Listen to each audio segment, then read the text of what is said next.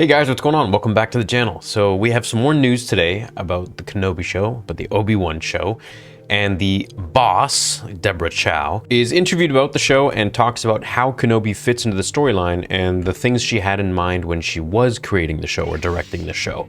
So let's go ahead and listen or read what she has to say, and we can talk about it. She recently opened up about how she approached the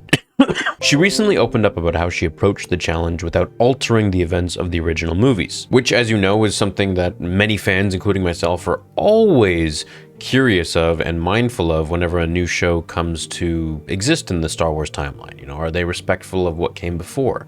Are they respectful of what will come after, depending on what it is, where it is? Such as in the Kenobi show, this is 10 years after Revenge of the Sith and 10 years before Episode 4, so it's really a sensitive period, if not probably the most sensitive in all of Star Wars.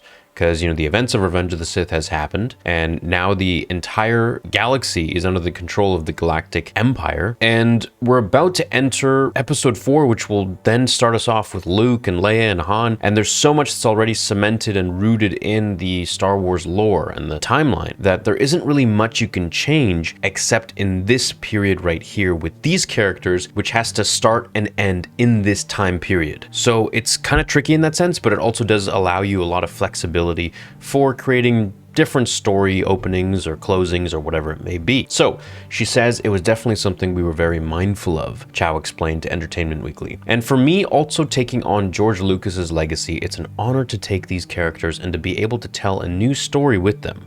So I want to be very respectful to what exists and not change anything that George intended originally or anything like that. So obviously to me, that's music to my ears. You know, I'm a big George fan. Obviously without him, we wouldn't be here, wouldn't be talking about this.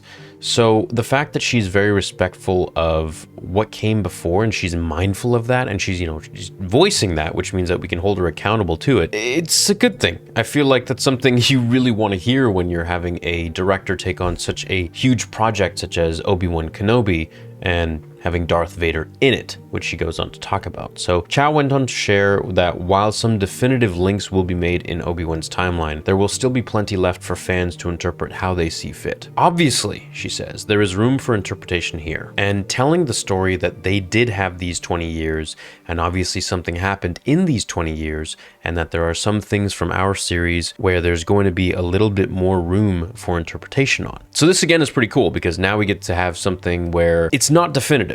And whatever happens in this show, it leaves room for interpretation. I'm sure that they'll probably fill that in at some point in time. They'll make like some spin-off animated show or game or comic or whatever. Leaving room for interpretation isn't a bad thing.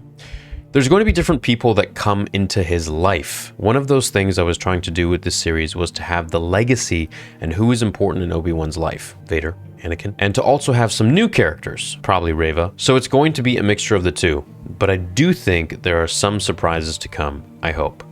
Okay, so if this is going to be heavy on, let's say, old characters, new characters, then I'm thinking if we're going to see some characters that are legacy characters, well, you know, if that's what she's implying, then of course it's Luke, it's Leia, maybe even Han, if we want to pick up on his story somewhere, but I don't know if it would really be relevant. We could see Cad Bane, we could see a lot of characters from the Clone Wars that I think would really help round out the show and help us connect a lot of what's going on in this timeline with, of course, what came before it, which was Revenge of the Sith and the Clone Wars and everything that was going on. I think this time is probably the most heavy in Star Wars, and the time before it that was, I'd say, just as impactful was probably the Clone Wars. And I feel like the Clone Wars really played a hand in how so many events in the galaxy would have turned out. So I mean, there are like a million different fan fictions we could create for the Clone Wars that would turn Star Wars probably in a different, perhaps, direction. So with her saying this, I feel like we could see Quinlan Vos. You know, that'd be cool. We saw him in The Phantom Menace. Why he never talked to Qui-Gon? I don't know. Maybe he was on a private mission somewhere and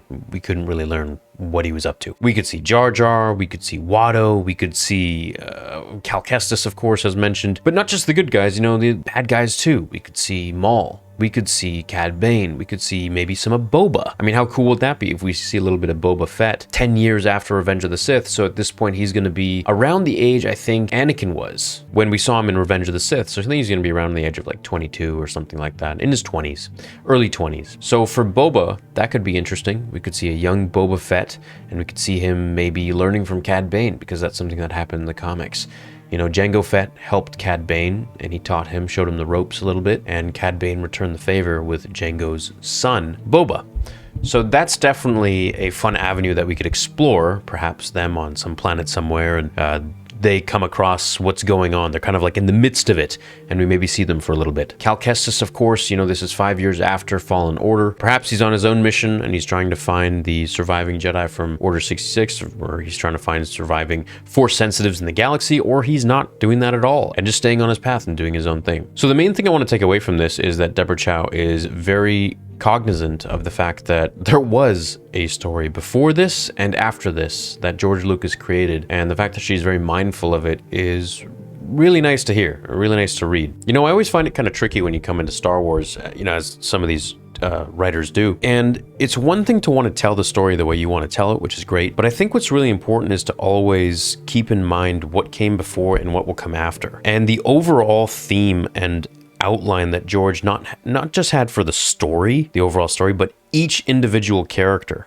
and to know how these characters tick, how they act, how they would deal with certain situations, and what their psychological state is at these certain point in times when they're writing the show, right? Because Obi-Wan now is a completely different person than he was in the Clone Wars, or he was in the Phantom Menace. Those are different versions of Obi-Wan, just like we could say it's different versions of Anakin, but I think Obi-Wan's got a little bit more range, perhaps, in the prequels. He changed a little bit more, right? And I say that because Anakin always just kind of wanted more and more and more, and he felt like everyone was just holding him back. It was that impatience.